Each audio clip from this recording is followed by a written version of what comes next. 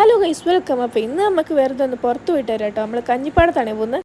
And guys, നമ്മൾ കാറിലാണ് പോകുന്നത്. സോ ഏകദേശം ഇപ്പോൾ കഞ്ഞിപ്പാട് എത്തിയിട്ടുണ്ട്. അവിടെ എത്തിയപ്പോൾ തന്നെ നല്ല കാറ്റുണ്ടായിരുന്നു കേട്ടോ. പിന്നെ നമ്മളവിടെ ഇറങ്ങി പുറത്തത്തെ ആ വ്യൂ ഒക്കെ കണ്ടില്ലേ, നല്ല രസമുണ്ടായിരുന്നു കേട്ടോ. വെള്ളത്തിലിട്ടൊക്കെ നോക്കി ഇരിക്കാനായിട്ട് നല്ല അടിപൊളിയായിരുന്നു. അതുകൊണ്ടോ ഗൈസ്, നമ്മൾ ഈ നെല്ലൊക്കെ കൊണ്ടുപോകുന്നതാണ് കേട്ടോ കാണുന്നത്. ഇവിടെ വന്നു കഴിയുമ്പോൾ സത്യം പറഞ്ഞാൽ നമ്മുടെ ബോഡിയൊക്കെ ഒന്ന് കൂളാകും കേട്ടോ. ആൻഡ് ഓൾസോ ഗൈസ്, നോക്കിയാൽ നല്ല അടിപൊളി ഒരു സൺസെറ്റൊക്കെ നമ്മൾ കണ്ട്.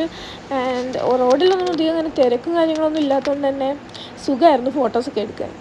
പിന്നെ ഇതാ അവിടെ കയാക്കിങ് ഉണ്ടായിരുന്നു. 2 പേര് ഇതാ കയാക്കിങ് ചെയ്യുന്ന കണ്ടില്ലേ. അതിനകത്ത് പാലമല്ലേ, പാലമായതുകൊണ്ട് അതിൻ്റെ അപ്പുറത്തെ സൈഡിലും കയാക്കിങ് ഉണ്ടായിരുന്നു. ഇതാ കണ്ടോ. അപ്പോഴത്തേക്കും ഉണ്ടാകുന്നുണ്ടോ വലിയൊരു കപ്പലും പിന്നെ ഒരു ബോട്ടും ഒരുമിച്ച് പോകുന്നുണ്ട്. അതായത് ഉണ്ടോ, ബോട്ട് കുറച്ച് സ്പീഡാണ്, ബട്ട് കപ്പൽ കുറച്ച് പതിയാണ് പോകുന്നത്.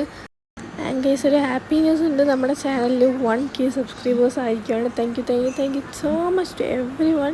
ഞാൻ ഇത്ര പെട്ടെന്നാവുമെന്ന് ഒട്ടും എക്സ്പെക്ട് ചെയ്തില്ല. കാരണം ഏകദേശം 900 സബ്സ്ക്രൈബേഴ്സ് ആയിട്ടുണ്ടായിരുന്നുള്ളൂ. പെട്ടെന്നാണ് 1K ആയത്.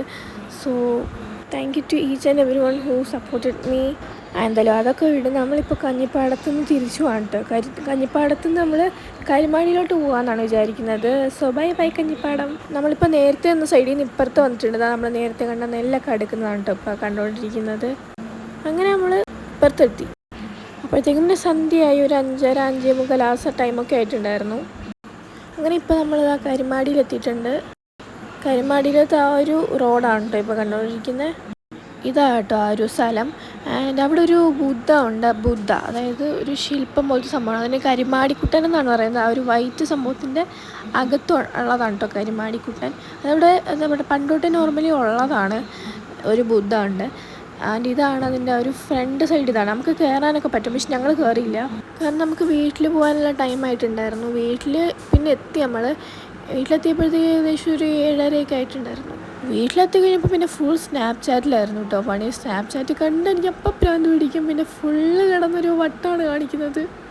എന്തൊക്കെയാണ് കാണിക്കുന്നത് എനിക്കറിയാറില്ല. പിന്നെ ഈ സ്നാപ്ചാറ്റിലെ മെയിനാണല്ലോ ഈ പട്ടീൻ്റെ എഫക്റ്റ്. അപ്പോൾ അത്രയൊക്കെ തന്നെ ഉള്ളായിരുന്നു ഇന്നത്തെ ഔട്ടിങ്. അപ്പോൾ അത്രയുള്ളൂ. ബൈ.